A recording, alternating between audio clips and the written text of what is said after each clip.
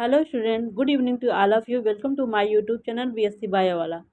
तो आज हम आपके लिए लेकर आए हैं प्रोटोप्लाज्म और इंडोमेम्ब्रेनस सिस्टम। इस वीडियो लेक्चर में हम लोग इंडोमेम्ब्रेनस सिस्टम के बारे में डिटेल स्टडी करेंगे और प्रोटोप्लाज्म के बारे में। जैसा कि दोस्तों आपको हमने जो पिछला लेक्चर लिया है उसमें हमने सेल के बारे में बताया था। टाइप्स ऑफ सेल, सेल कितने प्रकार की होती हैं, जैसे प्रोकैरियोटिक, मीसोकैरियोटिक, यूकैरियोटिक। उसके बाद हमने एनिमल सेल और प्लांट सेल में आपको डिफरेंस बताए थे।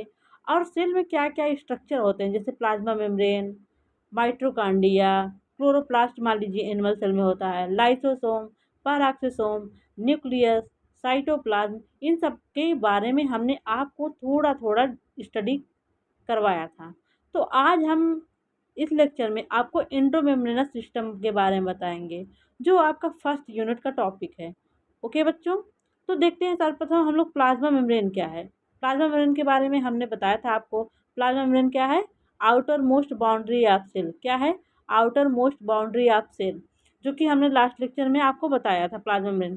तो और प्लाज्मा मेम्ब्रेन का हमने मॉडल बताया था। कौन कौन से मॉडल थे? यूनिट मेम्ब्रेन मॉडल किसने दिया था? रॉबर्टसन ने दिया था।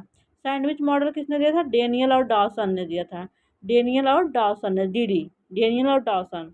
जो फ्लूज मोजेक मॉडल था उसको किसने दिया था?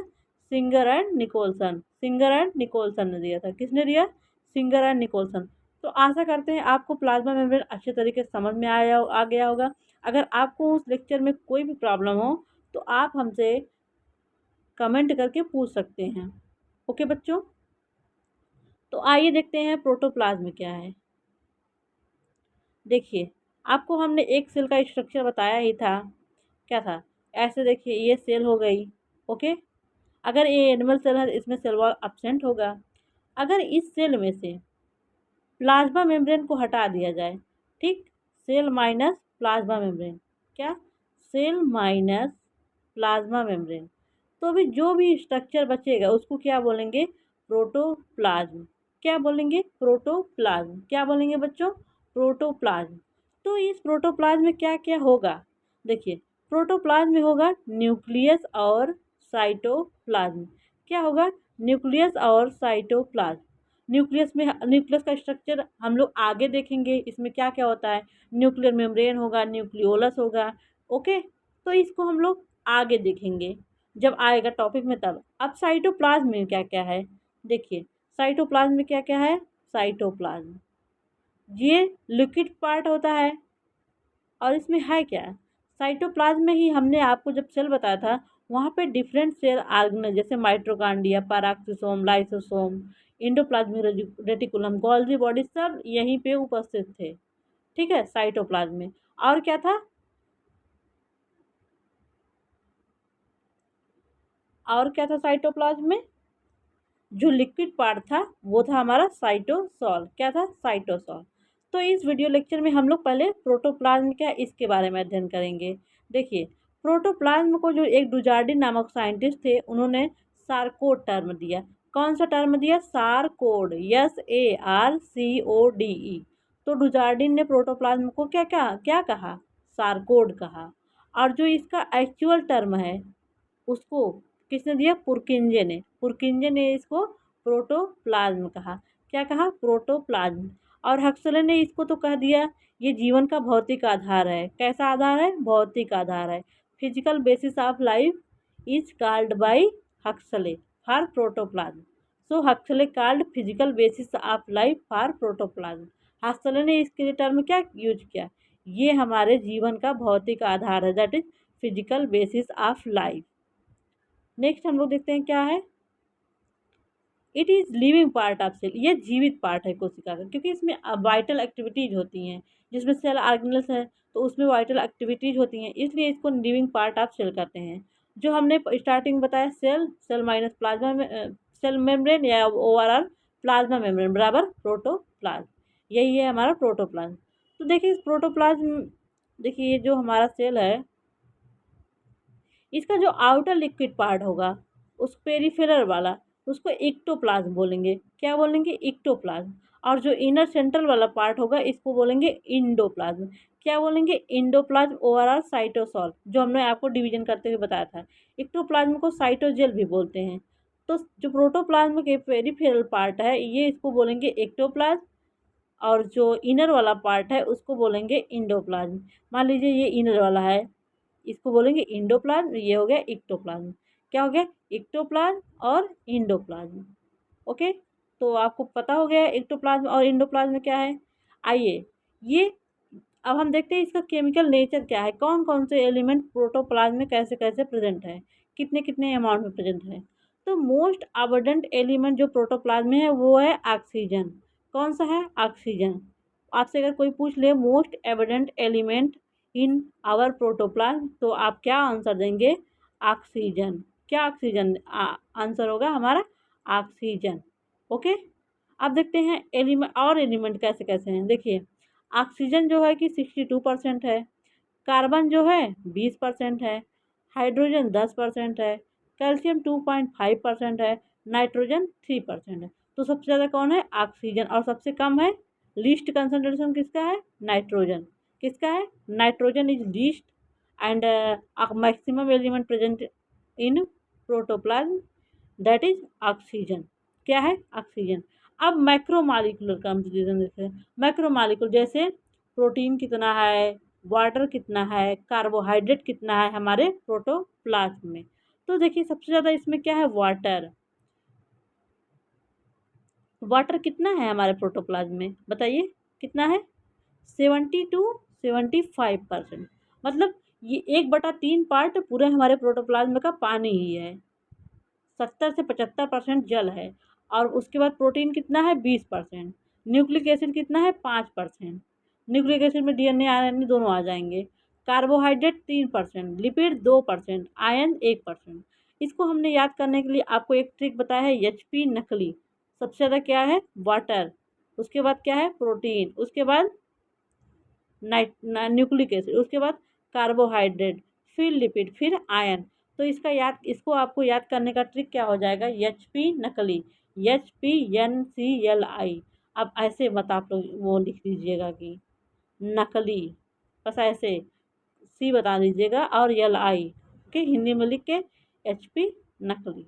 ओके, पहले सबसे ज़्यादा क्या हुआ? Maximum concentration of micromolecule in our protoplasm, that is water, 70 to 75%, मतलब 1/3%। उसके बाद क्या है? प्रोटीन कितना? 20%।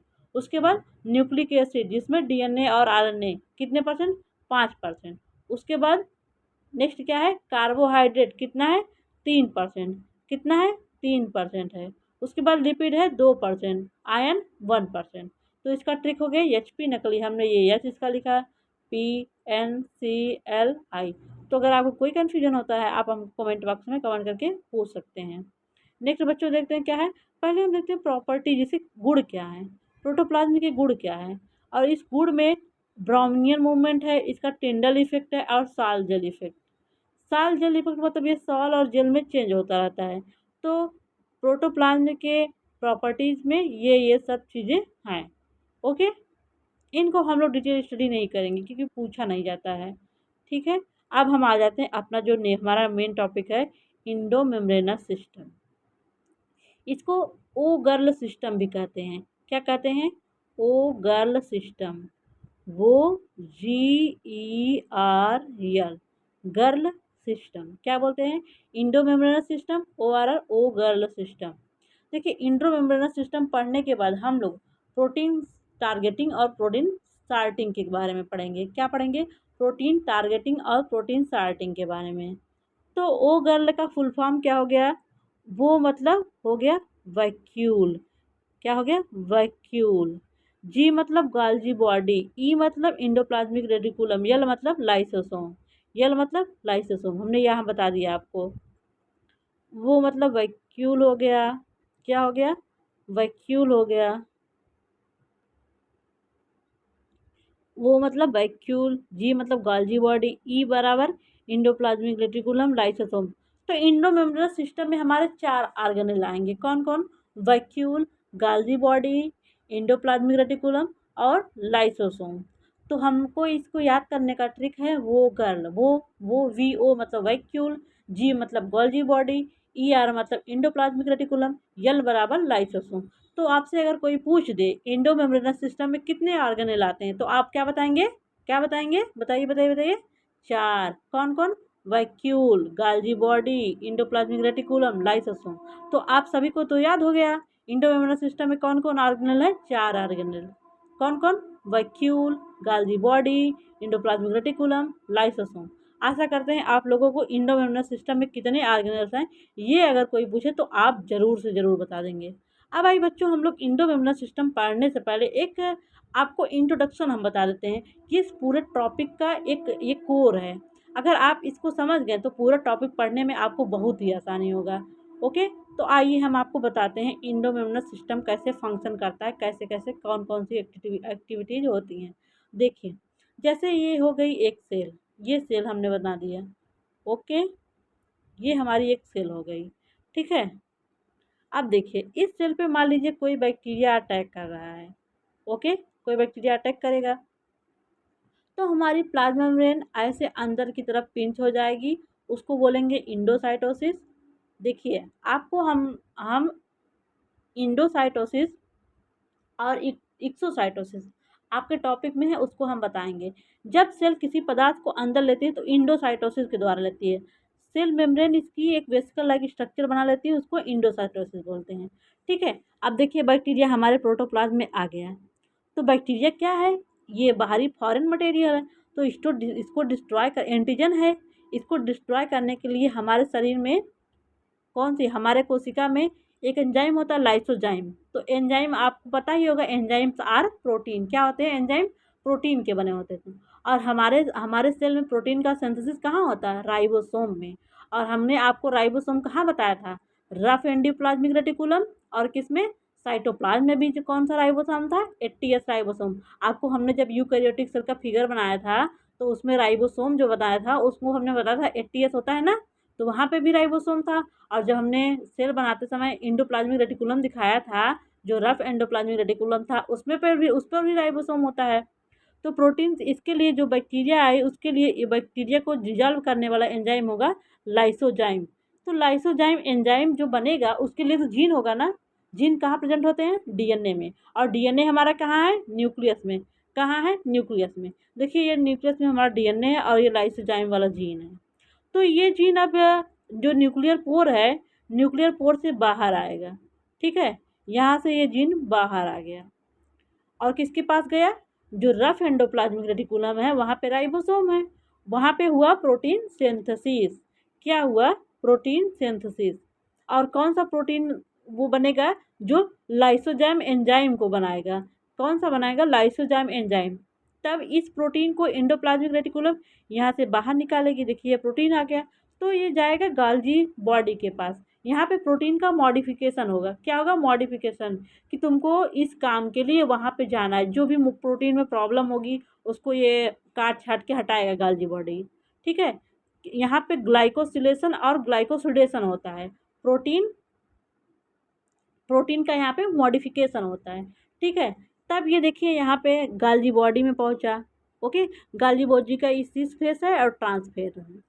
तो गाल्जी बॉडी इसको वेसिकल के फॉर्म में कन्वर्ट कर दी। किसके फॉर्म में? वेसिकल के फॉर्म में इस प्रोटीन को बना दी। अब ये वेसिकल जो यहाँ से गाल्जी बॉडी से रिलीज होगी उसको बोलेंगे लाइसोसोम। क्या बोलेंगे? लाइसोसोम। ये हमारा हो गया प्राइमरी लाइसोसोम। प्राइमरी लाइसोसोम क्यों बोलते हैं? क्योंकि इसका एंजाइम जो है कि इनएक्टिव है, अभी एक्टिवली वर्क नहीं कर रहा है। ओके, तो आपको हमने बता दिया यहाँ पे हमारे न्यूक्लियस में ये जीन हो गया लाइसोजाइम वाला। ये जीन जो कि न्यूक्लियर पोर से निकला और इसका कोड इन्फॉर्मेशन गया इंडोप्लाज्मिक रेटिकुलम के पास। यहाँ पे जो राइबोसोम है इन्होंने प्रोटीन को बना दिया। प्रोटीन गई किसके पास? गाल्जी बॉडी के पास। गाल्जी बॉडी के पास गई, यहाँ प्रोटीन का मॉडिफिकेशन हुआ। मॉडिफिकेशन होने के बाद इसको इन्होंने लाइसोसोम के रूप में रिलीज कर दिया। जो गाल्जी बॉडी के द्वारा लाइसोसोम रिलीज हुआ उसको क्या बोल दिए हम लोग? Primary lysosome. क्योंकि प्राइमरी लाइसोसोम का एंजाइम इनएक्टिव है। प्राइमरी लाइसोसोम को हम लोग फैगोसोम भी बोलते हैं। आगे जब हम आपको लाइसोसोम बताएंगे बच्चों तब आपको हम लाइसोसोम कितने टाइप का होता है, क्या फंक्शन करता है, क्या इसका पीएच है, ये सब आप, और किस ऑर्गेनेल से बनता भी है, ये भी हम आपको बताएंगे। तो ये लाइसोसोम हो गया प्राइमरी लाइसोसोम। कौन सा लाइसोसोम? Primary lysosome. इसका एंजाइम कैसा है? इनएक्टिव, मतलब कोई काम नहीं कर रहा है इनका एंजाइम जी। अब देखिए, जब ये प्राइमरी लाइसोसोम इस बैक्टीरिया, जो बैक्टीरिया इंटर की थी, देखिए बैक्टीरिया इंटर करेगी यहाँ तक सारा प्रोसेस बन जाता है फटाक फटाक से, बट हमको पता नहीं चलता है कि हमारे शरीर में ये प्रोसेस हो रही हैं। जैसे ही बैक्टीरिया इंटर किया वैसे न्यूक्लियस से ये एंजाइम सब बन के यहाँ गाल्जी बॉडी में मॉडिफिकेशन हो के यहाँ पे प्राइमरी लाइसोसोम बना दिया। फिर ये प्राइमरी लाइसोसोम जब बैक्टीरिया से फ्यूज हो जाता है तो कन्वर्ट हो जाता है सेकेंडरी लाइसोसोम। सेकेंडरी लाइसोसोम में एक्टिव एंजाइम होंगे। अब एंजाइम एक्टिव होगा कि आइए भैया अब हम काम करने के लिए तैयार हैं, अब आते हैं आपसे लड़ते हैं। तो ये जो एंजाइम है इसमें लाइसोसोम, लाइसोजाइम, जो लाइसोजाइम है ये बैक्टीरिया को डिस्ट्रॉय कर देगा। क्या करेगा? डिस्ट्रॉय कर देगा, क्योंकि ये बैक्टीरिया आएगा हमारे सेल में तो हमको बीमारी फैलाएगा, इसलिए ये एंजाइम इस बैक्टीरिया को डिस्ट्रॉय कर देता है। तो अब ये जो सेकेंडरी लाइसोसोम है बैक्टीरिया से फ्यूज करने हो गया ना। अब जो भी हमारा या वेस्ट मटेरियल बचा है वो ये सेल के द्वारा, सेल के प्लाज्मा मेम्ब्रेन से जाके फ्यूज करके एक्सोसाइटोसिस के द्वारा रेजिडुअल वेस्ट को बाहर निकाल देता है जी। तब इसको बोलेंगे टर्शियरी लाइसोसोम। इसको रेजिडुअल बॉडी भी बोलते हैं। क्या बोलते हैं? Residual body. ये हमारा सेकेंडरी लाइसोसोम हो गया। अब ये हमारा tertiary lysosome, overall residual body. तो ओवरऑल आपको ये इंडोमेम्ब्रेनस सिस्टम के बारे में पता हो गया। क्या क्या हमने बताया? देखिए इसमें कितने ऑर्गेनेल इन्वॉल्व भी होते हैं। 4 ऑर्गेनेल ना, मान लीजिए न्यूक्लियस छोड़ दीजिए, ये इंडोमेम्ब्रेनस सिस्टम का पार्ट नहीं है। ये इंडोप्लाज्मिक रेटिकुलम, ये गाल्जी बॉडी, लाइसोसोम, और यहाँ पे वैक्यूल भी था। ठीक है, यही हमारे पार्ट है इंडोमेम्ब्रेनस सिस्टम के। और कैसे कैसे ये फंक्शन करता है अगर आपको नहीं समझ में आया होगा तो आप दोबारा से वीडियो देख लीजिए। एक बार मैं फिर से आपको बता देती हूँ।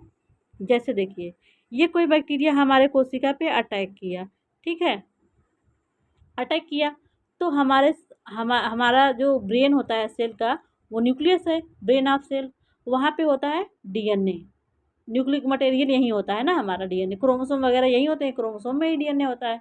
तो डीएनए में जो जीन होगा, मान लीजिए ये डीएनए है, इसका ये जीन हो गया जो लाइसोजाइम एंजाइम को बनाएगा, जो बैक्टीरिया को नष्ट करेगा। ठीक है, इस जीन का इन्फॉर्मेशन गया रफ एंडोप्लाज्मिक रेटिकुलम के पास। यहाँ इसने बनाया प्रोटीन, ये प्रोटीन हो गई इसके पास, ये प्रोटीन को इन्होंने गाल्जी बॉडी के पास भेज दिया, जहाँ पे प्रोटीन का मॉडिफिकेशन होगा कि तुमको ये कार्य करना है, उसके लिए ये तैयार किया जाएगा। ठीक, उसके बाद ये गाल्जी बॉडी के पास गया तो गाल्जी बॉडी ने जो एंजाइम था उसको वेसिकल के रूप में पैक करके लाइसोसोम बना दिया, जिसको बोलते हैं प्राइमरी लाइसोसोम। इसका एंजाइम इनएक्टिव है। अब प्राइमरी लाइसोसोम जब बैक्टीरिया से फ्यूज करेगा तो ये हो गया सेकेंडरी लाइसोसोम। सेकेंडरी लाइसोसोम में ही इसका बैक्टीरिया का डाइजेशन हो जाएगा, बैक्टीरिया को ये नष्ट कर देंगे। जो भी ये वेस्ट मटेरियल होगा इसको ये लोग एक्सोसाइटोसिस के द्वारा सेल से बाहर निकाल देंगे। तो अब जो लाइसोसोम बचा उसको टर्शियरी लाइसोसोम बोलते हैं। क्या बोलते हैं? Tertiary lysosome. ये हमारा ओवरऑल आपको हमने इंडोमेम्ब्रेनस सिस्टम के बारे में बता दिया। ओगर्ल सिस्टम, ओवरऑल इंडोमेम्ब्रेनस सिस्टम। ठीक है, प्रोटीन टारगेटिंग और प्रोटीन सॉर्टिंग भी इसी तरह है, आगे बताएंगे आपको। सबसे पहले अब हम लोग पहला जो हमारा सेल ऑर्गेनेल्स है इंडोमेम्ब्रेनस सिस्टम का, पहला सेल ऑर्गेनेल्स है इंडोप्लाज्मिक रेटिकुलम। सर्वप्रथम हम लोग इंडोप्लाज्मिक रेटिकुलम का स्टडी करते हैं। किसका स्टडी करेंगे? Endoplasmic reticulum. फिर हम लोग वैक्यूल, बारी बारी से करके वैक्यूल, लाइसोसोम, गाल्जी बॉडी, सबका डिटेल स्टडी करेंगे। तो आइए बच्चों देखिए, इंडोप्लाज्मिक को हम देखिए कहीं कहीं हमने ER ही लिखा है, शॉर्ट फॉर्म। ई मतलब इंडो प्लाज्मिक, आर मतलब रेटिकुलम। ठीक है बच्चों, तो हमने इंडोप्लाज्मिक को शॉर्ट फॉर्म में ER लिखा जाता है। क्या लिखा जाता है? ER। क्या लिखा जाता है? ER। देखिए, ER was discovered by, endoplasmic reticulum को किसने खोजा था? Porter, KR porter. किस सन में? 1945 में। Endoplasmic reticulum was discovered by porter 1945 में। किस सन में? 1945 में।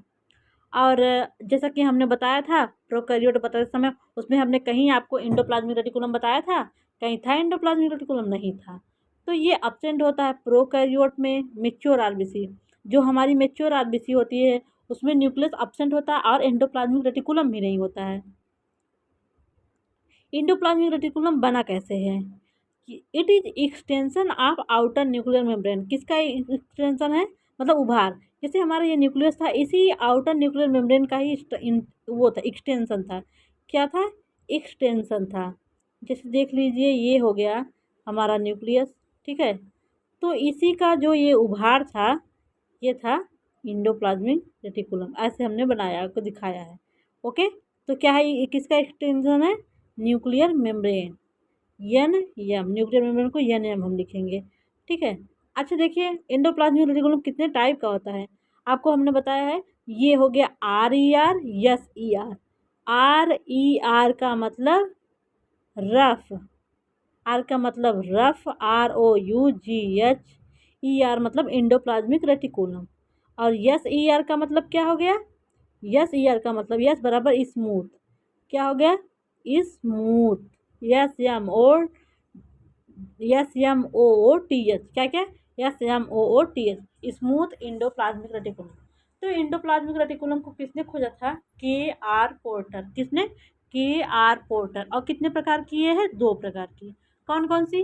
Rough endoplasmic reticulum and smooth endoplasmic reticulum. कौन कौन सी? आर ई आर और एस ई आर। देखिए, हम जनरली इसको शॉर्ट फॉर्म में ही लिखेंगे, R E R, S E R. जब भी मैं आर ई आर की बात करूंगी तो आप समझ जाइएगा ये है रफ एंडोप्लाज्मिक रेटिकुलम। क्या है? Rough endoplasmic reticulum. और जब हम एस ई आर की बात करेंगे तो आप समझ जाइएगा ये है स्मूथ एंडोप्लाज्मिक रेटिकुलम। ठीक है भैया, आइए देखते हैं आगे क्या है। अब हम देखते हैं स्ट्रक्चर एंडोप्लाज्मिक रेटिकुलम का। क्या देखते हैं? स्ट्रक्चर। इसके पहले आपको पहले हम फिगर के माध्यम समझा देते हैं, फिर आपको एक एक करके बताएंगे। देखिए, ये हमारा एक हो गया फिगर एंडोप्लाज्मिक रेटिकुलम का। ओके बच्चा, इस कलर को लेते हैं, ठीक है, विजिबल होगा यहाँ पे। और देखिए, ये हमारा न्यूक्लियस हो गया, दिख रहा है ना? ये न्यूक्लियस हो गया, ठीक है। ये हो गया, ये इसका जो है, ये बॉर्डर था ना उसका, वो ये न्यूक्लियस हो गया। और इसका ये न्यूक्लियर मेम्ब्रेन हो गया। और इसमें पोर है जगह जगह। देखिए, ये खाली स्थान है।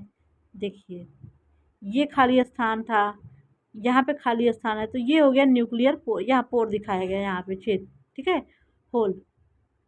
ये हो गया न्यूक्लियर पोर। बीच में ये देखिए बॉल लाइक न्यूक्लियोलस हो गया, ठीक है। आप देखिए, हमने क्या बताया था? इंडोप्लाज्मिक रेटिकुलम क्या है? न्यूक्लियर मेम्ब्रेन का स्ट्रक्चर। ये न्यूक्लियर मेम्ब्रेन इसी को एक्सटेंड होके ये इंडोप्लाज्मिक रेटिकुलम बन गया, ठीक है। इंडोप्लाज्मिक रेटिकुलम ये हो गया। ये हमारा रफ एंडोप्लाज्मिक रेटिकुलम और स्मूथ एंडोप्लाज्मिक रेटिकुलम, ठीक है। अच्छा, रफ क्यों कहते हैं? रफ इसलिए बोलते हैं क्योंकि इसके सरफेस पर राइबोसोम होता है। देखिए, यहाँ पे ये राइबोसोम है ना, ये छोटा छोटा एक एक, ये राइबोसोम। और यहाँ पे देखिए राइबोसोम नहीं है, ये ऐसे ही स्मूथ है, यहाँ पे कुछ नहीं है। रफ का मतलब उभार होगा, खुरदरा होगा, इसलिए यहाँ पे राइबोसोम होता है। इसके इसके लिए वो खुरदरा, अपीयरेंस में खुरदरा दिखता है, इसलिए इसको रफ एंडोप्लाज्मिक रेटिकुलम कहते हैं, due to presence of ribosome. कहाँ इसको बोलते हैं rough endoplasmic reticulum? Because on the surface of is in this type of reticulum ribosome present, so it is called rough endoplasmic reticulum. And smooth endoplasmic reticulum क्या है? There is ribosome absent। क्या absent होता है? Ribosome absent। तो main difference आपको rough endoplasmic reticulum और smooth endoplasmic reticulum में क्या है? रफ में राइबोसोम आरबी बोलेंगे हम, राइबोसोम होता है, यहाँ पे आरबी absent होता है। ओके बच्चा, आरबी absent होता है, ठीक है बच्चों। तो आइए अब आपको बताते हैं क्या क्या पार्ट हैं इसमें इंडोप्लाज्मिक रेटिकुलम के। देखिए, जब हम इंडोप्लाज्मिक रेटिकुलम को इलेक्ट्रॉन माइक्रोस्कोप से देखते हैं तो यहाँ पे हमको 3 स्ट्रक्चर दिखाई देता है, विजिबल होता है। क्या होता है? 3 स्ट्रक्चर विजिबल होता है। फर्स्ट है सिस्टर्नी, सेकेंड है ट्यूब्यूल, थर्ड है वेसिकल। Cisternae, tubule, vesicle. कौन कौन सी? Cisternae, tubule, vesicle. सिस्टर्नी की स्ट्रक्चर देखिए ऐसे ही होगा, आपको जब भी हम सिस्टर्नी बताएंगे ऐसे ही होगा। कैसे होगा बच्चों? ऐसे होगा, ऐसे होगा। सिस्टर्नी हो गई ये, और हो गई और ट्यूब्यूल देखिए बनाएंगे तो ऐसे बनाएंगे। ओके, और वेसिकल ये हो गया, यहाँ वेसिकल जो ये है ये सब इसका वेसिकल ये है। ओके भैया, तो क्या क्या स्ट्रक्चर है, स्ट्रक्चर ऑफ एंडोप्लाज्मिक रेटिकुलम क्या क्या है, cisternae, tubule, vesicle, cisternae, tubule, vesicle. अब हम एक एक करके देखते हैं। यहाँ हमने लिख दिया एंडोप्लाज्मिक रेटिकुलम। फर्स्ट हमारा गया cisternae, second tubule, third vesicle. अब देखते हैं क्या कैसे कैसे होता है। हमने सिस्टर्नी को ऐसे बनाया था, ये अनब्रांच है कि ब्रांच है बताइए, इसमें कोई ब्रांचिंग है? अगर हमने ऐसे बनाता ना, ऐसे करती तो ब्रांचिंग था, यहाँ पे बनाते तो ब्रांचिंग नहीं है ना यहाँ पे, ये अनब्रांच है। लेकिन ट्यूब्यूल क्या है, ब्रांच है। जब ट्यूब्यूल हम ऐसे बनाएंगे तो यहाँ से ब्रांच भी निकल सकती हैं, तो ये ब्रांच है। और वेसिकल क्या है, हमने वेसिकल ऐसा बना था, राउंड और स्वेलन है। कैसा है, राउंड और स्वेलन, उभरा हुआ। ठीक है भैया, सिस्टर्नी अनब्रांच, ट्यूब्यूल ब्रांच, और वेसिकल राउंड और स्वेलन। क्या है, राउंड और स्वेलन। अच्छा, सिस्टर्नी का डायमीटर कितना है, 400 से 500 एंगस्ट्राम। अच्छा भैया ये बताइए, एक एंगस्ट्राम बराबर कितना होता है? एक एंगस्ट्राम बराबर 10⁻−10। कितना, 10⁻−10। एक एंगस्ट्राम बराबर 10⁻10 मीटर। ठीक है भैया, तो ये कितना एंगस्ट्राम की होगी, 400 से 500। और जो ट्यूब्यूल है इसका डायमीटर कितना होगा, 500 से 1000। ठीक है, और जो सिस्टर्नी होती है वो रफ एंडोप्लाज्मिक रेटिकुलम की बनी होती है। जो रफ एंडोप्लाज्मिक रेटिकुलम होता है वो सिस्टर्नी का बना होता है, और जो ट्यूब्यूल होती है वो स्मूथ एंडोप्लाज्मिक रेटिकुलम को बनाती है। और जो ये विस्किल है ये गाल्जी बॉडी से कर जाती है, fuse with C space of Golgi body. ये गाल्जी बॉडी के सी स्पेस से जो हमने इंडोमेम्ब्रेनस सिस्टम बताया था, प्रोटीन पिंच होके यहाँ से एंडोप्लाज्मिक रेटिकुलम से वो वेसिकल के रूप में जाके गाल्जी बॉडी से अटैच हुई थी। ठीक है, तो क्या क्या हो गया, सिस्टर्नी, ट्यूब्यूल, वेसिकल, ये अनब्रांच थी, ये ब्रांच थी, ये राउंड एंड स्वेलन थी, ये रफ एंडोप्लाज्मिक रेटिकुलम, ये स्मूथ एंडोप्लाज्मिक रेटिकुलम। अब आपको हम फिर से एक बार स्ट्रक्चर दिखाते हैं। देखिए, ये सिस्टर्नी थी ना हमारी, सिस्टर्नी, ये सिस्टर्नी थी, ये सिस्टर्नी थी, ये कौन सी थी, रफ एंडोप्लाज्मिक रेटिकुलम। और देखिए ये ट्यूब्यूल है, ये स्मूथ एंडोप्लाज्मिक रेटिकुलम। और वेसिकल यहीं से पिंच ऑफ होती है, जो कि गाल्जी बॉडी को बनाती है। किसको बनाती है, गाल्जी बॉडी को। ठीक है भैया, तो आपको समझ में आ गया एंडोप्लाज्मिक रेटिकुलम। एंडोप्लाज्मिक रेटिकुलम किसने खोजा था, KR पोर्टर ने। और कितने प्रकार की होती है, 2 प्रकार की। कौन कौन सी, रफ एंडोप्लाज्मिक रेटिकुलम और smooth endoplasmic reticulum. Rough endoplasmic reticulum पे क्या होता है, राइबोसोम, और स्मूथ पे राइबोसोम एब्सेंट होता है। इसके स्ट्रक्चर में क्या क्या हमने बताया आपको, सिस्टर्नी कैसी होती है, फ्लैट होती है। अनब्रांच होती है, ब्रांच होती है, अनब्रांच होती है। और ट्यूब्यूल क्या था, ब्रांच था, ट्यूब लाइक था। और वेसिकल कैसी थी, राउंड और स्वेलन। सिस्टर्नी किसको बनाता है, रफ एंडोप्लाज्मिक रेटिकुलम। और ट्यूब्यूल किसको बनाता है, स्मूथ एंडोप्लाज्मिक रेटिकुलम। वेसिकल किसको बनाती है, गाल्जी बॉडी को बनाती है।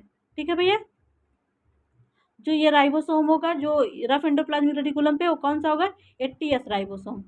इसका हमने आपको बताया था लार्जेस्ट सब यूनिट 60S होगा, स्मॉल सब यूनिट 40S होगा। हमने सेल वाले टॉपिक में इसका सब यूनिट बताया था। ठीक है भैया, 60S ribosome attach with rough endoplasmic reticulum by ribophorin.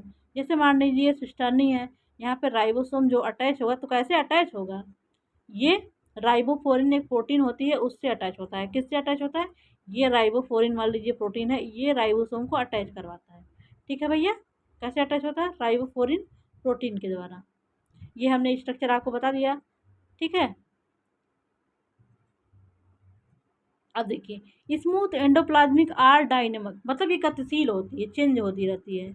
अब देखिए, रफ एंडोप्लाज्मिक और स्मूथ एंडोप्लाज्मिक रेटिकुलम में डिफरेंस क्या है, ये आपको हम डिफरेंस बताते हैं। क्या बताते हैं, difference between rough endoplasmic reticulum and endoplasmic reticulum. किसके बीच में डिफरेंस, रफ और स्मूथ के बीच में। तो देखिए, जैसा कि हमने बताया था आपको, रफ एंडोप्लाज्मिक रेटिकुलम में राइबोसोम प्रेजेंट होगा, यहाँ पे राइबोसोम एब्सेंट होगा, ओ है राइबोसोम एब्सेंट होगा। और ये राइबोसोम जो होगा, राइबोसोम को हमने क्या बताया था, प्रोटीन सिंथेसिस करवाता है। अब तो रफ एंडोप्लाज्मिक रेटिकुलम प्रोटीन को सिंथेसाइज करेगा, लेकिन जो स्मूथ एंडोप्लाज्मिक रेटिकुलम होता है वो लिपिड और लिपिड सॉल्युबल विटामिन का सिंथेसिस करता है। किसका, लिपिड और लिपिड सॉल्युबल विटामिन का सिंथेसिस करता है। किसका सिंथेसिस करता है, लिपिड और लिपिड सॉल्युबल विटामिन का। और जो ये रफ एंडोप्लाज्मिक रेटिकुलम है निसल्स ग्रेन्यूल, देखिए जो हमारी न्यूरॉन सेल होती हैं, नर्व सेल होती हैं, वहाँ पे निसल्स ग्रेन्यूल पाया जाता है यहाँ पे इसके साइटॉन में। ओके, निसल्स ग्रेन्यूल जो होता है ये इसका साइटॉन है, ये इसका एक्सान है। ठीक है, साइटॉन में निसल्स ग्रेन्यूल जो कि रफ एंडोप्लाज्मिक रेटिकुलम का ही बना होता है। और जो हमारी मसल्स की सेल होती है उसमें जो इसकी जो स्मूथ एंडोप्लाज्मिक रेटिकुलम होता है वो सार्कोप्लाज्मिक रेटिकुलम कहते हैं उसको। ठीक है, ये सिस्टर्नी का बना होता है, ये ट्यूबुल का बना होता है।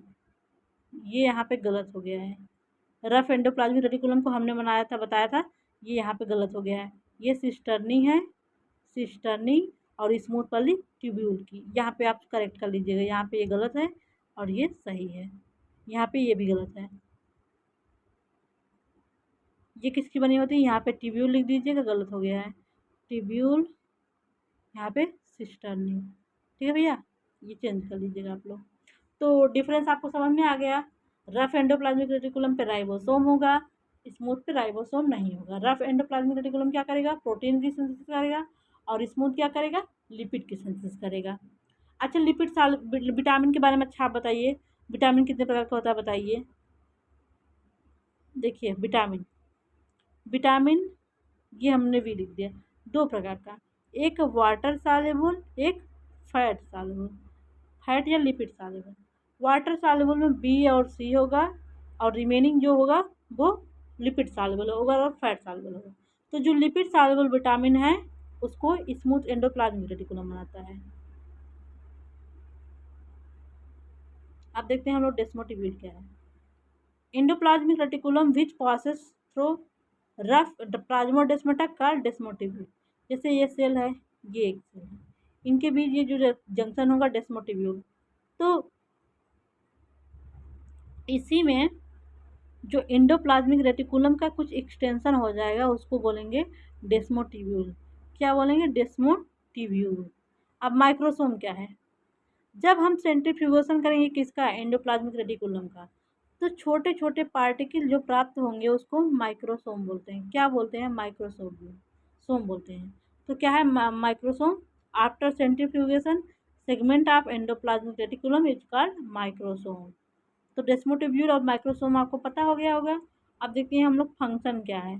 फंक्शन ऑफ एंडोप्लाज्मिक रेटिकुलम क्या है, फंक्शन ऑफ एंडोप्लाज्मिक रेटिकुलम, पहला फंक्शन क्या है, प्रोटीन सिंथेसिस। हमने बताया था रफ एंडोप्लाज्मिक रेटिकुलम क्या करता है, प्रोटीन सिंथेसिस।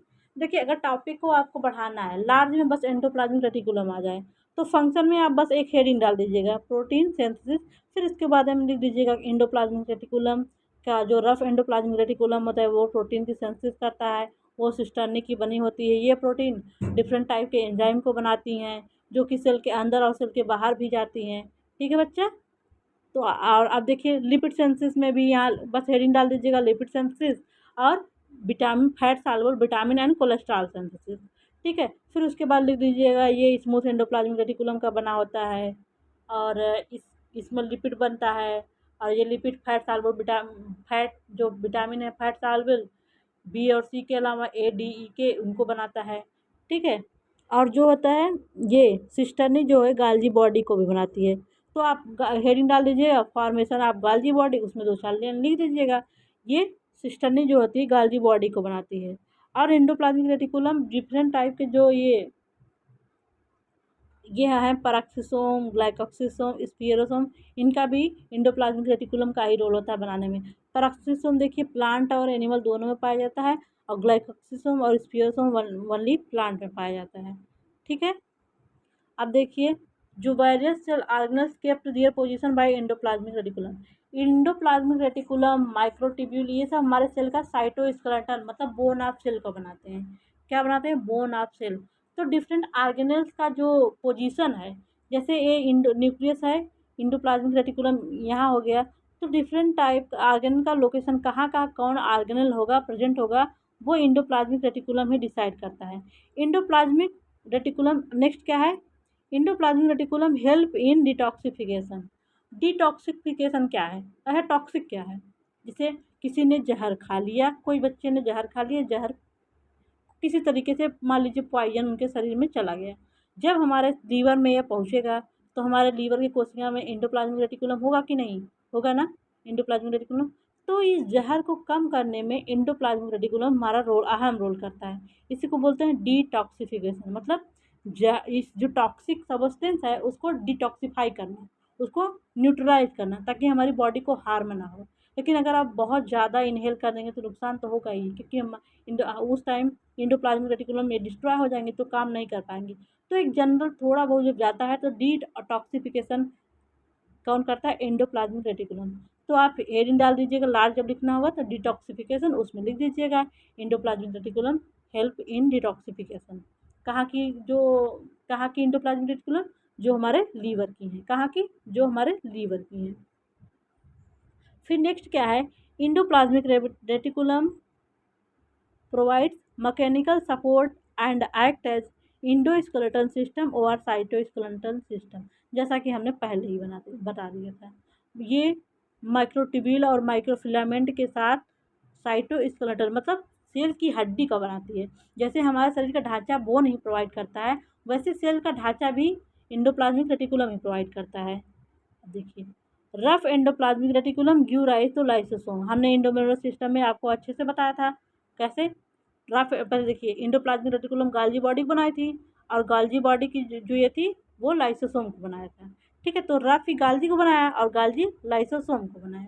किसको बनाया, lysosome. Origin of endoplasmic reticulum, endoplasmic reticulum कैसे बनता है, प्री एग्जिस्टिंग एंडोप्लाज्मिक रेटिकुलम। अगर एक सेल में एक एंडोप्लाज्मिक रेटिकुलम बन रहा है, वो पहले से उपस्थित एंडोप्लाज्मिक रेटिकुलम से ही बनेगा। अब नेक्स्ट हमारा एंडोमेम्ब्रेनल सिस्टम का सेल ऑर्गेनेल्स है गाल्जी ऑपरेटस ओवरऑल गाल्जी कॉम्प्लेक्स। क्या है, गाल्जी ऑपरेटस ओवरऑल गाल्जी कॉम्प्लेक्स। देखिए, गाल्जी ऑपरेटस को लाइपोकांड्रिया भी कहते हैं और डिक्टियोसोम भी कहते हैं। क्या क्या बोलते हैं, लाइपोकांड्रिया और डिक्टियोसोम। इसको पढ़ने से पहले आपको हमने जो एंडोप्लाज्मिक रेटिकुलम के बारे में बताया वो सब तो आपको समझ में ही आ गए होंगे। ठीक है बच्चों, अगर नहीं समझ में आया तो वीडियो देख लें आप, अगर समझ में आएगा हो गया तो आगे हम लोग गाल्जी बॉडी देखते हैं। गाल्जी बॉडी की खोज किसने की थी, कैमिलो गाल्गी। किसने, कैमिलो गाल्जी। और टर्म डिक्टियोसोम, ये टर्म जो डिक्टियोसोम हो प्लांट के केस में यूज होता है। किसी केस में यूज होता है, प्लांट के केस में। और अब देखते हैं नेक्स्ट क्या है, गाल्जी ऑपरेटर्स एब्सेंट इन प्रोकैरियोटिक, क्योंकि प्रोकैरियोटिक सेल में कंपार्टमेंटाइजेशन एब्सेंट होता है। तो हमने गाल्जी बॉडी कहीं दिखाया था प्रोकैरियोट में प्रेजेंट हो, नहीं दिखाया था। तो प्रोकैरियोटिक सेल में गाल्जी ऑपरेटस एब्सेंट होता है। और कहाँ एब्सेंट होता है, male gametes of bryophyte, pteridophyte and mature mammalian RBC. Mammalian RBC में एंडोप्लाज्मिक रेटिकुलम भी नहीं था। और देखिए, गाल्जी ऑपरेटस कहाँ एब्सेंट होता है, प्रोकैरियोट में एब्सेंट होता है, male gamete of bryophyte and pteridophyte. और मेच्योर मैमेलियन आरबीसी में भी एब्सेंट होता है। और स्यू ट्यूब ऑफ एंजियोस्पर्म और ये फंजाई में भी एब्सेंट होता है। स्यू ट्यूब फंजाई में नहीं पाया जाता, स्यू ट्यूब एंजियोस्पर्म पाया जाता है, और ये फंजाई जो है कि उसमें भी गाल्जी बॉडी एब्सेंट होता है। कहाँ कहाँ एब्सेंट होता है गाल्जी ऑपरेटस, देखिए गाल्जी बॉडी कहूँ या गाल्जी ऑपरेटस कहिए, तो आप कंफ्यूज मत होइएगा। ठीक है, कहाँ कहाँ एब्सेंट है, प्रोकैरियोट में एब्सेंट है, male gametes of bryophyte and pteridophyte में एब्सेंट है, मैच्योर मैमेलियन आरबीसी में, स्यू ट्यूब ऑफ फंजाई। देखिए,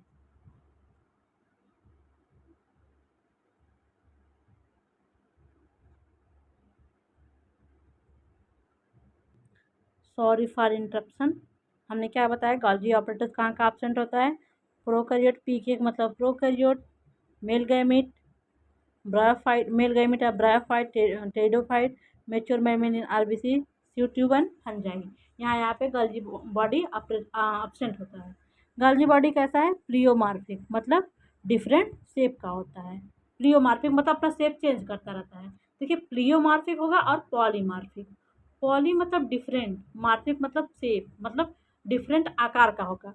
और प्लियोमार्फिक मतलब शेप हमेशा चेंज करता रहेगा, कभी इस शेप में होगा, कभी ऐसे ऐसे हमेशा शेप चेंज करता रहेगा, वो हो गया प्लियोमार्फिक। और पॉलीमार्फिक होगा डिफरेंट टाइप का शेप होगा। ठीक है भैया, इसको आल्सो कॉल्ड इडियोसोम, इसको इडियोसोम भी कहते हैं। क्या बोलते हैं, इडियोसोम, आल्सो कॉल्ड इडियोसोम। क्या बोलते हैं? इडियोसोम।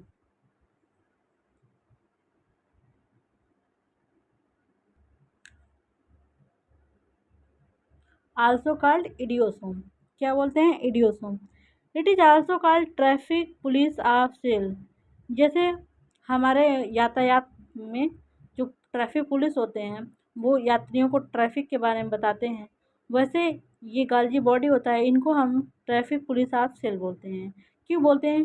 क्योंकि जो प्रोटीन इंडोप्लाज्मिक रेटिकुलम में राइबोसोम बनाया वो गाल्जी बॉडी के पास आके उसका मॉडिफिकेशन होता है, तो इसलिए इनको ट्रैफिक पुलिस ऑफ सेल बोलते हैं। क्योंकि या रास्ते से जाने वाला हर व्यक्ति ट्रैफिक पुलिस से ही देख गुजरेगा, ट्रैफिक के ही रास्ते से गुजरेगा, वहाँ की पुलिस उनको देखेगी।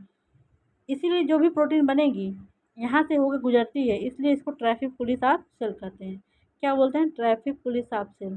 पहले हम एक बार आपको गोल्जी ऑपरेटर्स का स्ट्रक्चर बता देते हैं, फिर इसके बाद आपको आगे बताएंगे ये कैसे कैसे बना है, फिर दोबारा आपको हम फिगर समझाएंगे। देखिए, इसका ये होगा सिस फेस और फॉर्मिंग फेस बोलते हैं। क्या बोलते हैं? Forming face. और यहाँ है इसका ट्रांस फेस। ये कॉन्वेक्स फेस है, ये ऐसे है, सॉरी कॉनकेव है, ठीक है, ये कॉनकेव और ये कॉन्वेक्स फेस है। अब देखिए गाल्जी ऑपरेटर्स में है क्या, ये हो गया सिस्टर्नी। सिस्टर्नी हमने इंडोप्लाज्मिक रेटिकुलम में भी पढ़ा था, ठीक है। और क्या पढ़ा था? वेस्किल और ट्यूब्यूल। यहाँ सिस्टर्नी होगी और यहाँ पे वेस्किल होगी और वैक्यूल होगा, यहाँ पे ट्यूब्यूल एब्सेंट होगा। सिस्टर्नी, वेस्किल, ये वेस्किल हो गई और वैक्यूल हो गई। तो बता, और ये इसका ल्यूमेन हो गया सिस्टर्नी का। ओके, सिस्टर्नी ये सब, ये एक एक सिस्टर्नी यहाँ पे है, ढेर सारी सिस्टर्नी है जो बनाई है। तो इसमें क्या क्या है? सिस्टर्नी, वेस्किल और वैक्यूल।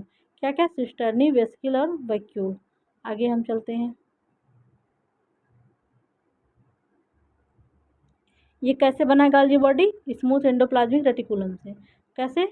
इसको ट्रांजिशनल एंडोप्लाज्मिक रेटिकुलम बोलते हैं। कौन से? Transitional endoplasmic reticulum. In plant cell a single stack Golgi body called dictyosome. मतलब एक सिंगल स्टाक गाल्जी बॉडी क्या बोलेंगे? डिक्टियोसोम। इसलिए हम लोग डिक्टियोसोम टर्म बस प्लांट के केस में यूज करते हैं, ठीक है। अल्ट्रा स्ट्रक्चर में इसमें क्या है? वर्ल्डी सेल ऑर्गेनेल सो पोलैरिटी सिस और ट्रांसफेस। अब तक हमने जो इंडोप्लाज्मिक रेटिकुलम बताया उसमें सिस और ट्रांसफेस था? नहीं था। ये एक ऐसा ऑर्गेनेल्स है, कोशिकांग है, जो कि पोलैरिटी शो करता है। दो पोल है इसमें, सिस फेस और ट्रांसफेस। सिस फेस हमने बताया था, सिस फेस को फार्मिंग फेस भी बोलते हैं, और ट्रांसफेस था, ठीक है। और इसमें कितने कंपोनेंट होते हैं हमने बताया था ना अभी स्ट्रक्चर बताते टाइम। क्या क्या होता है? Cisternae, Golgi vesicle, Golgi vacuole. इसको बोलते हैं गाल्जी सिस्टर्नी, क्योंकि इंडोप्लाज्मिक रेटिकुलम में भी सिस्टर्नी था। Golgi cisternae, Golgi vesicle, Golgi vacuole. अब एक एक करके पढ़ते हैं। ये सिस्टर्नी का स्ट्रक्चर हमने आपको इंडोप्लाज्मिक रेटिकुलम में बता दिया था। ये इसकी फंक्शनल यूनिट थी। ये कैसी थी? अनब्रांच थी कि ब्रांच थी? अनब्रांच थी ना, इंडोप्लाज्मिक रेटिकुलम में हमने बताया था। और ये गाल्जी जो ट्यूब्यूल था वो ब्रांच था, यहाँ पे ट्यूब्यूल एब्सेंट है, तो सिस्टर्नी अनब्रांच थी। ये इसी की फंक्शनल यूनिट है। और गाल्जी वेस्किल, जैसे ये सिस्टर्नी हो गई, इसके कॉर्नर पे गाल्जी वेस्किल प्रेजेंट होता है, ओके। और जो गाल्जी वैक्यूल को बनाता है, ये गाल्जी वेस्किल, गाल्जी वैक्यूल, ये सिस्टर्नी वेस्किल को बनाएगा, ये वेस्किल वैक्यूल को बनाएगा। और वैक्यूल किसको देगा? प्राइमरी लाइसोसोम को बनाएगा। रफ एंडोप्लाज्मिक रेटिकुलम गाल्जी बॉडी को बनाया, और गाल्जी बॉडी लाइसोसोम को बनाएगा। किसको बनाएगा? सॉरी, रफ नहीं, smooth endoplasmic reticulum. Smooth endoplasmic गाल्जी body को बनाया, गाल्जी बॉडी किसको बनाएगा? लाइसोसोम को बनाएगा। तो आपको हमने दिखा दिया, यहाँ देखिए फिर से दिखा दीजिए हैं स्ट्रक्चर। ये हो गई सिस्टर्नी, ये हो गई सिस्टर्नी, इसका ये हो गया ल्यूमेन हो गया, ये सिस्टर्नी है, और इसके कॉर्नर पे होगा वेस्किल, और वेस्किल जब यहाँ से डिटैच हो जाएंगी ये वैक्यूल बनाएंगी, जो कि लाइसोसोम को बनाएंगे, ठीक है। इसी वेस्किल में जो इनएक्टिव एंजाइम होंगे उनको प्राइमरी लाइसोसोम कहा जाएगा। अल्ट्रा स्ट्रक्चर तो आपको गाल्जी ऑपरेटर्स को समझ में आ गया, फिगर हमने ऊपर दिखा दिया। आप फंक्शन देखते हैं। फंक्शन क्या है गाल्जी ऑपरेटर्स का? इसका मेन फंक्शन है packaging and storage of material. क्या क्या है? Packaging and storage of material. जैसे न्यूक्लियस के जो डीएनए हैं वो उस पर जीन होते हैं, उस जीन का प्रोटीन राइबोसोम बना दिया, तो ये गाल्जी बॉडी के पास जाएगा, वहाँ पे पैकेज होगा। जैसे प्रोटीन तो ऐसे खुले में जाएगी नहीं, वो पैकेज होगा, मॉडिफाई होगी तब ना किसी के पास जाएगी, कि ऐसे ही चला जाएगा, रॉ मटेरियल थोड़ी ना किसी के पास जाएगा। तो जो मॉडिफिकेशन होता है वो गाल्जी बॉडी के पास होता है। कहाँ होता है? गाल्जी बॉडी के पास होता है। वहाँ पे यहाँ पे स्टोरेज भी होता है, कुछ टाइम तक स्टोर होगा और मॉडिफाई होगा, उसके बाद जाएगा कहाँ? जहाँ जाना है इसको। ठीक है बच्चों। और देखिए गाल्जी बॉडी हमारा सेल वॉल के फॉर्मेशन में भी रोल प्ले करता है, क्योंकि जो फ्रेगमोप्लास्ट होता है ये, देखिए ये सेल हो गई, जब सेल डिवाइड करती है प्लांट सेल, तो ये गाल्जी बॉडी, जो वेसिकल है, ये बीच बीच में ऐसे डिपॉजिट होके एक सेल वॉल बना देंगी। तो एक सेल से दो सेल हो गई। क्या हो गई? एक सेल से दो सेल हो गई।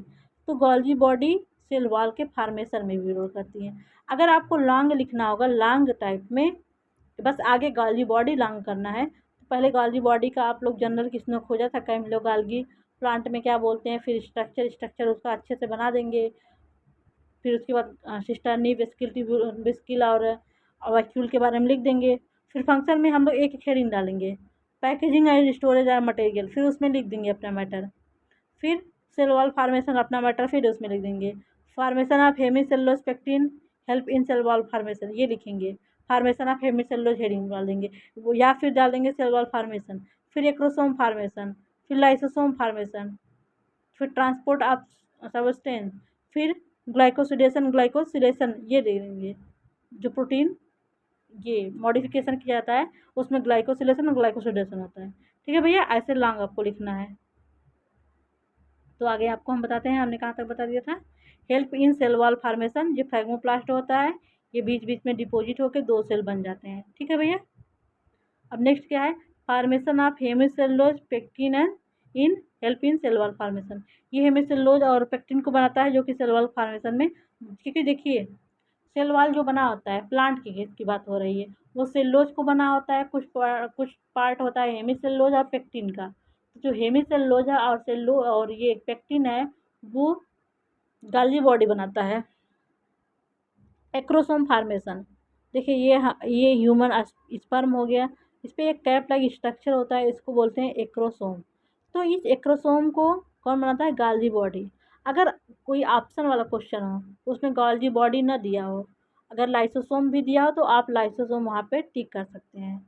एक्रोसोम फार्म, क्योंकि गाल्जी बॉडी ही लाइसोसोम को बनाता है, और लाइसोसोम या गाल्जी बॉडी एक्रोसोम को बनाता है, ये आप ध्यान रखिएगा। ठीक है बच्चा। आप देखिए लाइसोसोम फार्मेशन, गाल्जी बॉडी लाइसोसोम का बनाता है। ट्रांसपोर्ट ऑफ सबस्टेंस, क्योंकि यहाँ पे प्रोटीन मॉडिफिकेशन होता है और ये ट्रांसपोर्ट करता है सबस्टेंस का।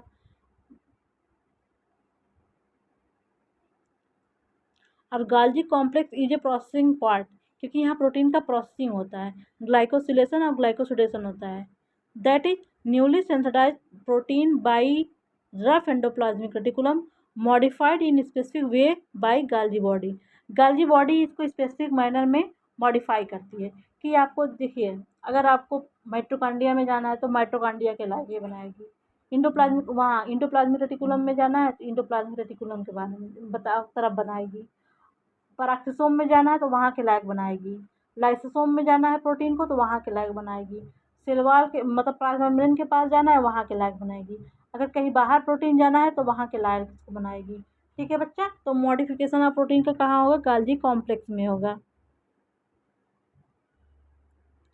Protein and lipid are glycosylation important है to form glycoprotein glycolipid with enzyme glycosyl transferase. कौन सी एंजाइम लगेगी? Glycosyl transferase. देखिए ग्लाइकोप्रोटीन क्या है? ग्लाइकोप्रोटीन बोला है आपको, जैसे कार्बोहाइड्रेट CHO इसको लिखेंगे प्लस प्रोटीन, ये मिलकर ग्लाइकोप्रोटीन। और ये जो ग्लाइकोलिपिड है इसमें लिपिड होगा और कार्बोहाइड्रेट होगा, तो ग्लाइकोप्रोटीन ग्लाइकोलिपिड यही है। यहाँ पे लिपिड और प्रोटीन का ग्लाइकोसिलेशन और ग्लाइकोसिडेशन होता है। क्या होता है? ग्लाइकोसिलेशन और ग्लाइकोसिडेशन बाय एंजाइम क्या है? Glycosyl transferase. कौन सी एंजाइम है? Glycosyl transferase. अब आपको तो गाल्जी ऑपरेटर सही से समझ में आ गया कि नहीं, ये बताइए।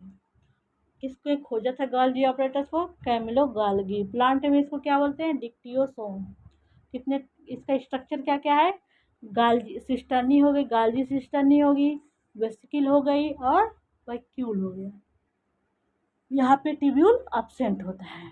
गाल्जी बॉडी किसके द्वारा बना होता है? जो स्मूथ एंडोप्लाज्मिक रेटिकुलम है वही गाल्जी बॉडी को बनाता है। अब गाल्जी बॉडी का हम लोग फंक्शन देखेंगे क्या क्या था। ये लाइसोसोम को बना रहा था, एक्रोसोम को बना रहा था और ग्लाइकोसिलेशन कर रहा था, ट्रांसपोर्ट कर रहा था, सेल वॉल फॉर्मेशन में रोल था इसका। और क्या रोल था बताइए? प्रोटीन टारगेटिंग और सॉर्टिंग में ये मेन रोल करता है। ठीक है बच्चा, ये और हेमिसेलुलोज ये बनाता है। ओके, अब आइए हम लोग नेक्स्ट देखते हैं क्या है हमारा लाइसोसोम। क्या है? लाइसोसोम। लाइसोसोम को किसने खोजा था? डी डुबे। किसने खोजा था? डी डुबे। इंडोप्लाज्मिक रेटिकुलम को किसने खोजा था? पोर्टर। गाल्जी बॉडी किसने खोजा था? Camillo Golgi. और लाइसोसोम को डी डुबे। ये कैसा है? Single membranous. गाल्जी बॉडी भी सिंगल मेम्ब्रेनस था। Single membranous spherical sac like structure, ये स्फेरिकल होगा। इंडो मेम्ब्रेनस सिस्टम को हम जब आपको बता रहे थे तो ऐसे जो ऐसे था अपना प्राइमरी लाइसोसोम, वही लाइसोसोम में कैसा था? स्फेरिकल होता है। Occurs in animal cell except RBC. Animal cell में पाया जाता है क्योंकि ये प्लांट सेल में एब्सेंट होता है और आरबीसी में भी एब्सेंट होता है। गाल्जी बॉडी बना कैसा था? ये कैसे बनता है लाइसोसोम? गाल्जी बॉडी से बनता है। कैसे बनता है? गाल्जी बॉडी। और गाल्जी बॉडी कैसे बना था? Endoplasmic reticulum. देखिए इंडोप्लाज्मिक रेटिकुलम गाल्जी बॉडी की बनाई, गाल्जी बॉडी लाइसोसोम की बनाई। ठीक है, इसको क्या क्या कहते हैं? Card suicidal bag, atom bomb, disposal system, आप से कहाँ है इसको सुसाइडल बैग कहते हैं। जैसे मान लीजिए इसमें जो लाइसोसोम में एंजाइम होते हैं वो एसिडिक नेचर के होते हैं। कैसे नेचर के होते हैं? एसिडिक नेचर में। अगर ये इनकी मेम्ब्रेन किसी तरह से ब्रस्ट हो गई, टूट गई, तो जो ये इसका एंजाइम अगर बाहर आ जाएगा ना, सेल को पूरा डिस्ट्रॉय कर देता है। इसलिए इसको बोलते हैं suicidal bag, atom bomb, disposal system क्यों बोलते हैं?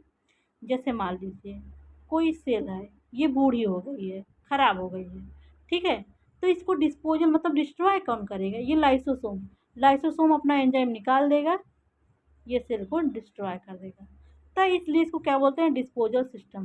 तो समझ में आ गया आपको सुसाइडल बैग क्यों कहते हैं, एटम बम क्यों कहते हैं और डिस्पोजल सिस्टम क्यों कहते हैं। ठीक है बच्चा, लाइसोसोम में क्या है? Field with digestive enzyme acid hydrolase.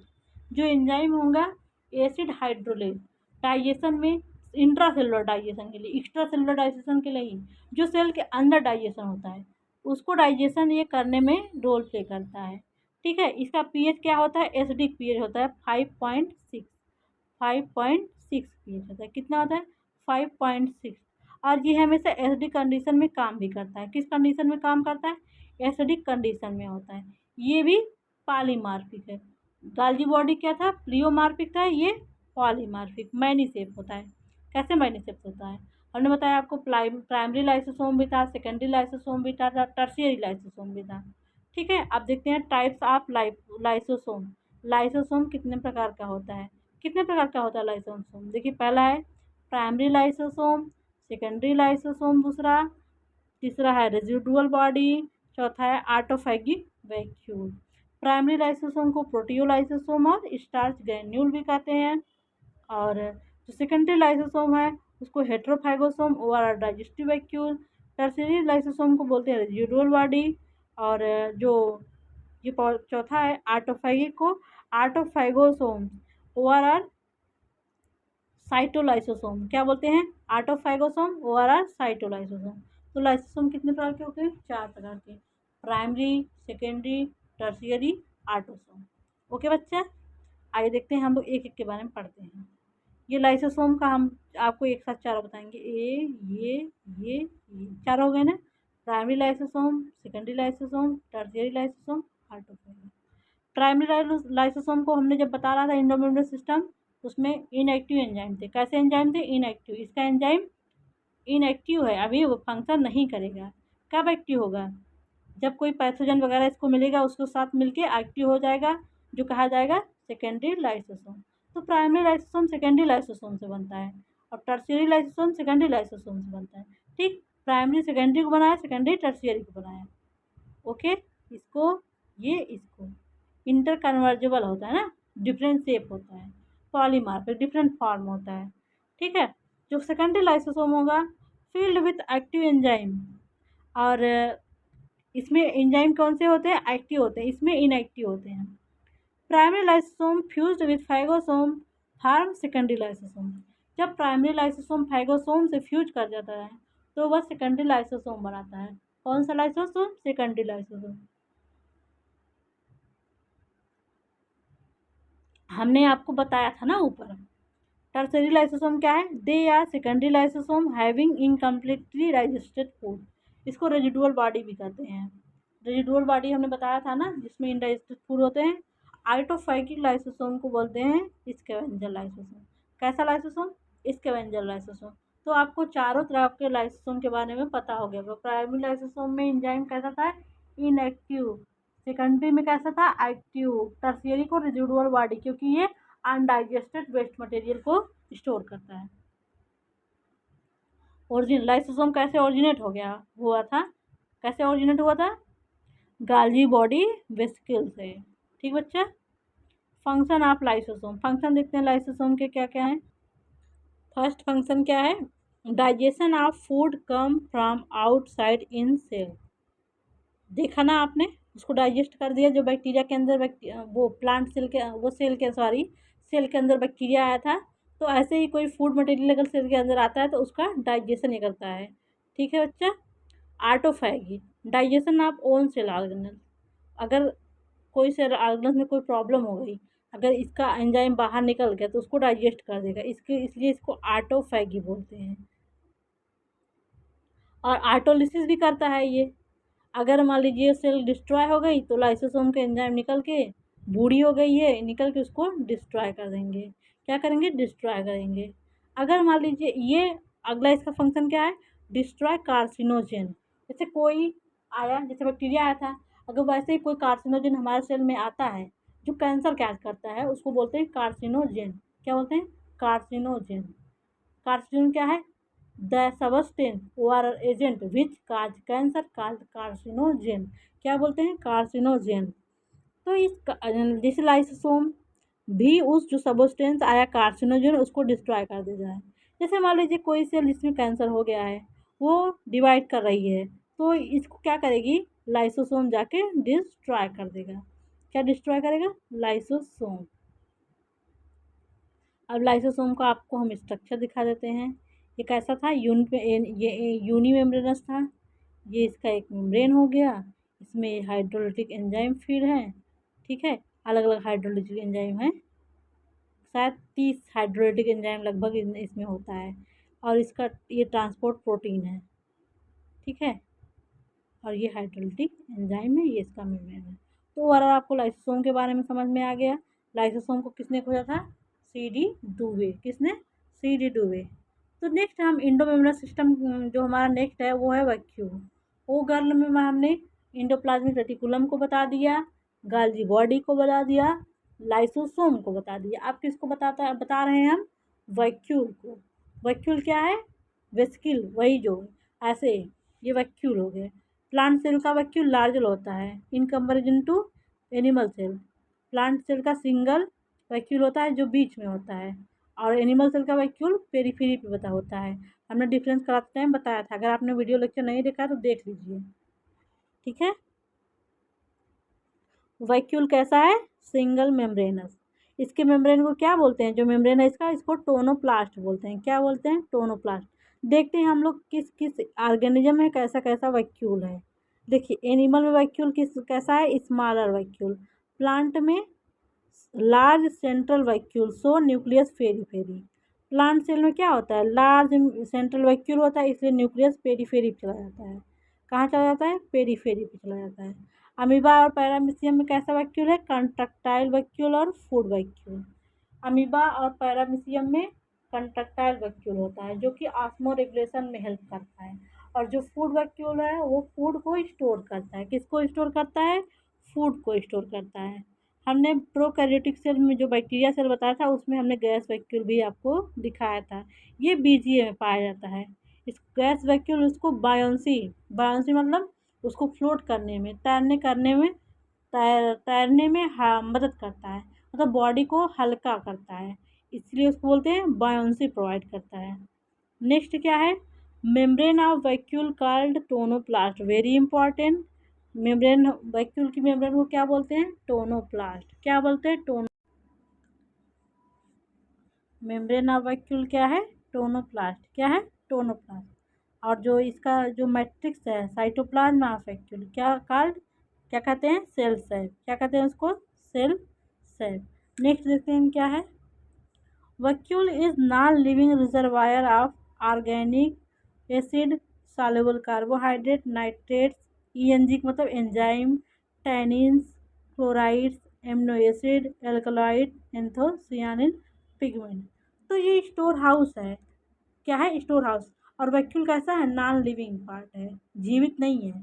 इसमें क्या क्या है, ऑर्गेनिक एसिड है, टैनिन है, नाइट्रेट है, कार्बोहाइड्रेट है, क्लोराइड है, एमिनो एसिड है, एल्कलाइड है, एंथोसियानिन है, एंथोसियानिन पिगमेंट। तो इन सबको ये स्टोर करता है। क्या करता है, स्टोर करता है। क्या करता है बच्चों, स्टोर करता है। नेक्स्ट हम लोग देखते हैं क्या है, नेक्स्ट एंथोसियानिन क्या है। Anthocyanin provide colour to plant, ये पौधों को कलर प्रोवाइड करता है। क्या प्रोवाइड करता है, कलर। ये कैसा है, सॉल्युबल इन वाटर। ये कैसा है, सॉल्युबल इन वाटर। ये ओनली प्रोटीनेशियस पिगमेंट है। कैसा पिगमेंट है, प्रोटीनेशियस पिगमेंट है। और क्या करता है, ये पौधों को कलर प्रोवाइड करता है। और ये कलर अपना पीएच के अनुसार चेंज करता है। एसिडिक पीएच में रेड हो जाता है और ब्लू इन एल्कलाइन पीरियड। किस पीरियड में ब्लू होता है, एल्कलाइन में ब्लू हो जाता है पीएच पे, और जो एसिडिक पीएच पे ये रेड हो जाता है। फंक्शन वैक्यूल का क्या क्या है, देखिए वैक्यूल क्या करता है, maintain osmotic relation of cell. कैसे, which help in absorption of water. जैसे अगर सेल में ज़्यादा वाटर हो गया तो वैक्यूल अपने अंदर ले लेगा, अगर कम वाटर हुआ सेल में तो वैक्यूल वाटर दे देगा। इस तरह ये ऑस्मोटिक बैलेंस को मेंटेन करता है। क्या मेंटेन करता है, ऑस्मोटिक बैलेंस को मेंटेन करता है। देखिए सेल का ये हमने अपने को आपको वैक्यूल का स्ट्रक्चर दिखा दिया। ये हो गया टोनोप्लास्ट, ये सेल साइड। जो इसकी मेम्ब्रेन है वो हो गई टोनोप्लास्ट, और ये इसका जो लिक्विड हो गया वो सेल साइड। क्या है, सेल साइड। तो वैक्यूल के बारे में आपने पता हो गया। वैक्यूल क्या है, मेम्ब्रेनस स्ट्रक्चर है। नेक्स्ट लेक्चर में हम लोग बच्चों देखते हैं क्या है, मोड ऑफ प्रोटीन सार्टिंग। ये वीडियो बच्चों ज़्यादा बड़ा हो गया है, इसलिए हम सोच रहे हैं आपको प्रोटीन ये टारगेटिंग और सार्टिंग एक लेक्चर में बता देंगे। ठीक है बच्चों, तो आपको हम नेक्स्ट लेक्चर में mode of protein sorting and targeting बताएंगे। क्या बताएंगे, mode of protein sorting and targeting.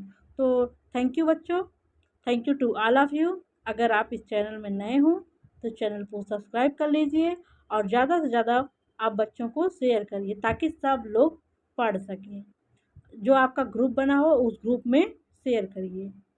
ठीक है, और जो भी आपको समस्या हो कमेंट बॉक्स में कमेंट करके बताइए, हम आपको सॉल्व करने की कोशिश ज़रूर करेंगे। और आप अपना फीडबैक ज़रूर दें, कैसा आपको पढ़ाया गया है। कमेंट बॉक्स में एक छोटा सा कमेंट ज़रूर टाइप कर दें फीडबैक को लेकर। ठीक है बच्चों, तो चलते हैं, टेक केयर, बाय बाय।